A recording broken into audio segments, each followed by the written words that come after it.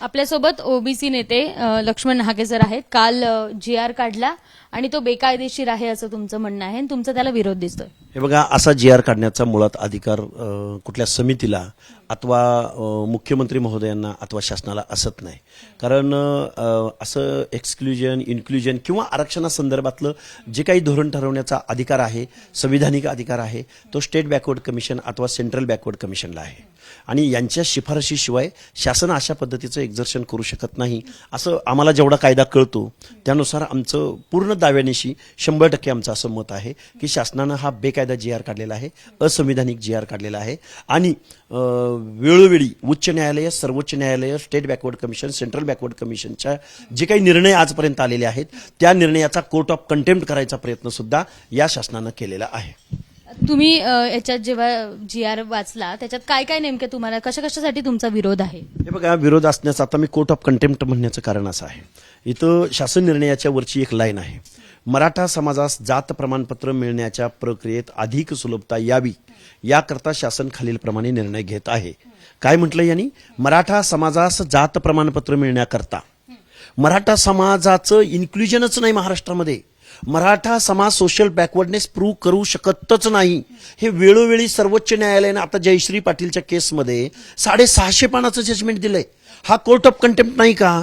मराठा समाजास जात प्रमाणपत्र मिळण्याच्या प्रक्रियेत अधिक सुलभता यावी म्हणजे कोर्टाचा निर्णय तुम्हाला मान्य नाही असं यासाठी तुम्ही GR काढलाय. हा सगळे सोयरे सरसकट हे शब्द नाहीत, पण त्यांनी काय म्हटलंय बघा की स्थानिक चौकशीमध्ये संबंधित जातीचा दावा करणाऱ्या व्यक्तीचे गावातील, कुळातील आणि नातेसंबंधातील, गावातील, कुळातील, नातेसंबंधातील एखाद्या व्यक्तीकडे जर कुणबी सर्टिफिकेट असेल आणि त्यानं जर ॲफिडेव्हिट दिल्यास त्या माणसाला सर्टिफिकेट देण्यात यावे.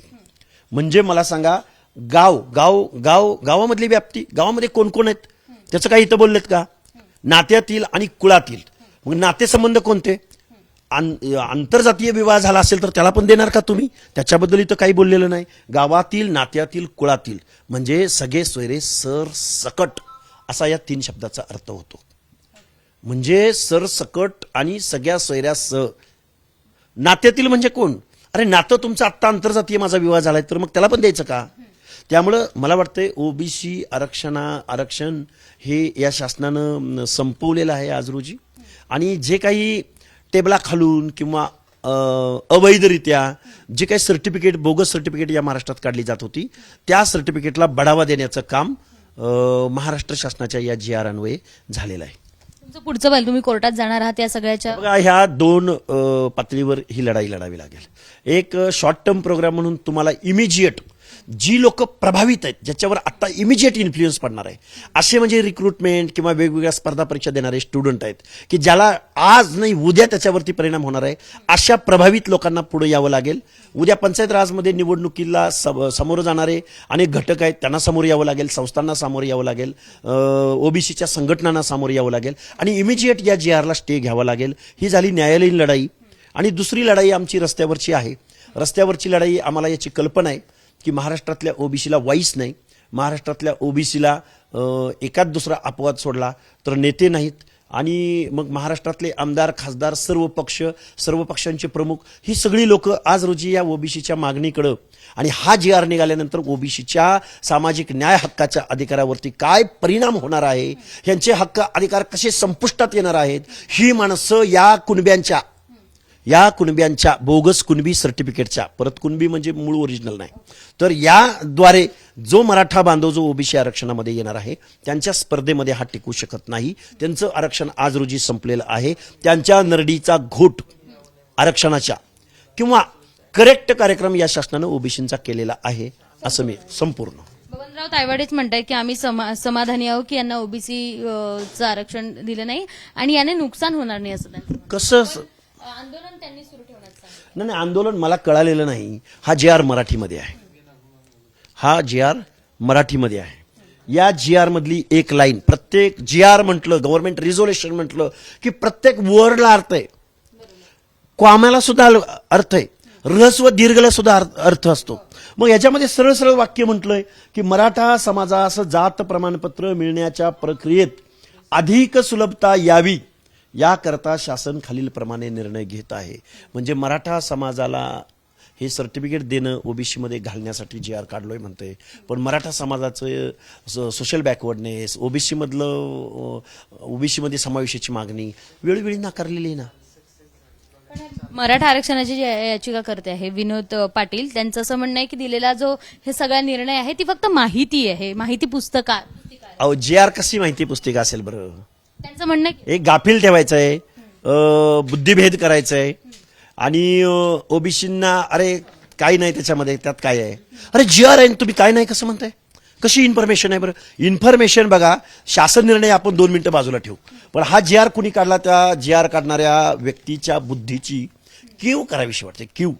कारण यांनी याच्यामध्ये हिस्ट्री सांगितली, याच्यामध्ये घराण्यांची नावं सांगितली, याच्यामध्ये हिस्ट्री सांगत असताना त्यांनी देवगिरीचा ऐतिहासिक किल्ल्याचा या राजांच्या शौर्याचं सामर्थ्याचं प्रतीक म्हटलं. त्याचबरोबर अनेक घराण्यांची नावं, वाकाटक, चालुक्य, यादवकालीन अशा पराक्रमी नावं सांगितली. आणि त्याचबरोबर अजून एक वाक्याकडे मी सगळं वाचून दाखवत नाही तुम्हाला, अजून एका, या संपन्न अशा मराठवाड्यात, हे सगळं या GRच्या अपोजिट, हे कॉन्ट्राडिक्ट आहे.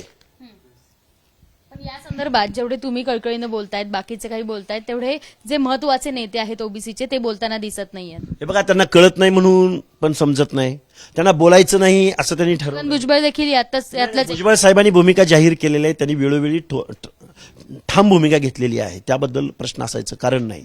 पण आम्ही रस्त्यावरचे आंदोलन करणारे कार्यकर्ते आहोत. यावर्षी विक्रमी महाराष्ट्राच्या विधानसभेमध्ये ओबीसीचे आमदार निवडून गेलेले आहेत, पण ते त्यांच्या पक्षप्रमुखाला बोलायला तयार नाहीत, मुख्यमंत्र्यांना बोलायला तयार ते नाहीत. का बोलत नसावे? तुम्ही एवढे बोलतायत, बाकीचे ताईवडे बोलतायत, तिकडे आंदोलन चालू आहे मराठ्यांचं. आपल्या जातीसाठी किंवा आपल्या आरक्षणासाठी प्रत्येक नेत्यानं बोलणं गरजेचं आहे. लोकप्रतिनिधी आहेत, हे त्या लोकप्रतिनिधींना माझी हात जोडून विनंती आहे, तुमचा जो मंत्रिमंडळातला समावेश आहे तो तुम्ही त्या समूहातून, त्या प्रवर्गातून आला म्हणून, त्याचा फेस म्हणून, जन्मानं ओबीसी आहात म्हणून तुम्हाला ते प्रतिनिधित्व आहे. मग त्या लोकांसाठी जर तुम्ही बोलणार नसाल तर मला वाटतं इथून पुढच्या कालावधीमध्ये तुमचा सुद्धा विचार आम्हाला करावा लागेल. ओबीसी लोकप्रतिनिधींची ही जबाबदारी नाहीये का त्यांचं आरक्षण मिळवून देणं? 100% जबाबदारी आहे. तुम्ही ओबीसी आहात आणि त्या जातीचे प्रतिनिधी आहात, जन्मानं त्या जातीमधले आहात म्हणूनच तुम्हाला मंत्रिमंडळामध्ये स्थान मिळालंय. तुमचं किती जरी कर्तृत्व असलं तुमच्या पक्षाचं, तरी आज रोजी गावगाड्यातल्या 50 ते 60% ओबीसींचे हक्क अधिकार बाबासाहेब आंबेडकर, शाहू महाराज, महात्मा ज्योतिराव फुले यांच्या अथक प्रयत्नानं हे मानवतेसाठी, प्रतिनिधित्वासाठी, बंधुतेसाठी आणि एक चांगलं विन विन सिच्युएशन, माणसाच्या मनामध्ये विन विन पॉवर, किंवा आम्हीही या लोकशाहीचे घटक आहोत, आम्ही इथल्या व्यवस्थेमध्ये, आम्हालाही निर्णय प्रक्रियेमध्ये स्थान आहे, अशी एक परिस्थिती निर्माण व्हावी म्हणून हे जे काही संविधानाचं तत्व आहे, हे तत्वच लोकनियुक्त सरकारकडून पायदळी तुडवलं जातंय, असा माझा सरकारवरती आरोप आहे. आता नेक्स्ट तुम्ही काय करणार आहे? पुढचं पाऊल काय असणार आहे? याच्यावर स्टे आणण्यासाठी कोर्टात जाणार किंवा काय काय करणार? हे बघा, स्टे आणण्यासाठी आमचे मित्र ॲडव्होकेट मंगेश ससाणे आणि त्यांचा ग्रुप, मृणाल ढोले पाटील वगैरे, हा ग्रुप ते न्यायालयीन लढाई लढतात आणि लढत आलेले आहेत आणि ते लढत राहतील. आम्ही रस्त्यावरची लढाई निश्चित महाराष्ट्राच्या गावगाड्यामध्ये जाऊ, रॅली काढू. आज निवेदनं द्यायला सांगितलेलं आहे, जिथं जमेल तिथं हा GR फाडा, त्याची होळी करा, हे आम्ही महाराष्ट्रातल्या लोकांना सांगितलंय. आणि येऊ घातलेल्या 5 तारखेला ज्या बारामतीमधून या जरांगे नावाचं भूत ओबीसीच्या मानगुटीवर बसवलं आणि त्या भूतानं शेवटी ओबीसी आरक्षणाचा गळा घोटण्याचं काम केलंय, त्या भूताचा करता करविता जे पवार फॅमिली म्हणून ज्या बारामती मध्ये बसलेले आहेत, त्यांच्या बारामतीमध्ये आम्ही 5 तारखेला मोर्चानं जाऊ. चलो बारामती की ओर, हा आम्ही नारा महाराष्ट्रामध्ये दिलेला आहे. तुमचं काही दिवसांपूर्वीचं म्हणणं होतं झुंडशाहीच फक्त सरकारला पटते, बाकी पटत नाही. तुमची ही झुंड घेऊन तुम्ही तिकडे जाणार? झुंड घेऊन? अहो मग हक्क अधिकार मागायचे का नाही मागायचे?